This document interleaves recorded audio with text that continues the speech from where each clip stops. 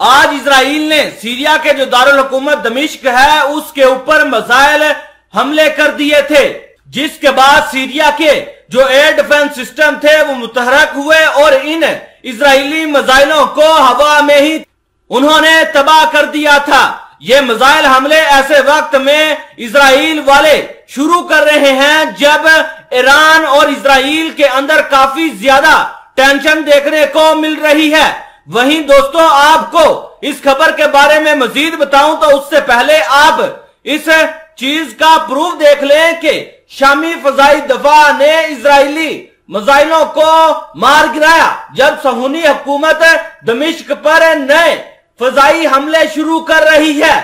شام کے فضائی دفاع نے آنے والے اسرائیلی میزائلوں کو مار گرایا ہے کیونکہ حکومت نے ملک کے دارالحکومت دمشق کے قریب علاقوں پر ایک اور فضائی حملہ کیا تھا۔ میڈیا رپورٹ کی مانے تو دعویٰ کیا جا رہا ہے کہ پہلے اسرائیل نے گولن ہائٹ سے میزائل داغے سیریا کے اوپر اور بعد میں فضائی بمباری شروع کر دی، جس کے نتیجے میں جو سیریا کے ایئر ڈیفنس سسٹم جو سیریا کی حفاظت کر رہے تھے وہ متحرک ہوئے اور انہوں نے ہوا میں ہی ان میزائلوں کو تباہ کر دیا۔ دوستو آپ کو یہ بھی بتا دیں کہ شام کی خبر رساں ایجنسی نے بتایا ہے کہ حملہ تقریباً مقامی وقت کے مطابق 10:45 بجے شام کو ہوا۔ ذرائع نے مزید کہا کہ میزائل حملہ مقبوضہ گولن ہائٹ کی پہاڑیوں کی سمت سے کیا گیا، جس سمیت دمشق کے آس پاس کے کچھ علاقوں کو بھی نشانہ بنایا گیا ہے۔ ہمارے فضائی دفاع نے اسرائیلی جارحیت کے میزائلوں کو روکا اور ان میں سے کچھ کو مار گرایا۔ ذرائع نے مزید کہا کہ اس حملے میں صرف مادی نقصان ہوا ہے، اس کے علاوہ کوئی جانی نقصان نہیں ہوا ہے۔ اسرائیل گولن ہائٹ کی پہاڑیوں پر 1966 سے قابض ہے جب اس نے شام اور کئی دیگر علاقائی ممالک کے خلاف بھرپور جنگ چھیڑ رکھی تھی۔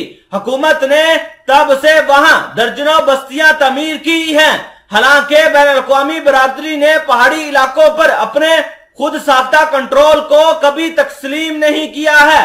تل ابیب اس علاقے کو عرب ممالک کے خلاف فوجی جارحیت کی کارروائیوں کے لیے لانچنگ پیڈ کے طور پر استعمال کرتا رہا ہے۔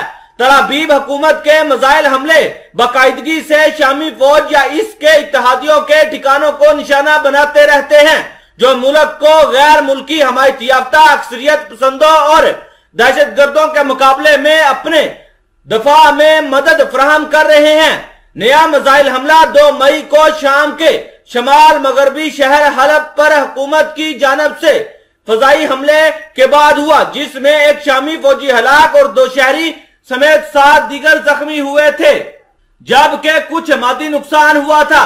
اس کے بعد سنا نے اطلاع دی کہ یہ حملہ حلب کے جنوب مشرق کی سمت سے فائر کیے گئے میزائلوں کے پھٹنے سے ہوا۔ اس حملے نے شہر کے بین الاقوامی ہوائی اڈے کو بھی بند کر دیا تھا۔ بتایا جا رہا ہے اور پشچمی میڈیا دعویٰ کر رہی ہے کہ اسرائیل نے شام کے اندر ایران کے جو ٹھکانے تھے ان کو نشانہ بنایا تھا، جس کے بارے میں ابھی تک شام نے کوئی رپورٹ جاری نہیں کی ہے۔ دمشق نے اسرائیلی حملوں پر اقوام متحدہ سے بارہا شکایت کی اور سلامتی کونسل پر زور دیا ہے کہ وہ تل ابیب کے جرائم کے خلاف کارروائی کرے۔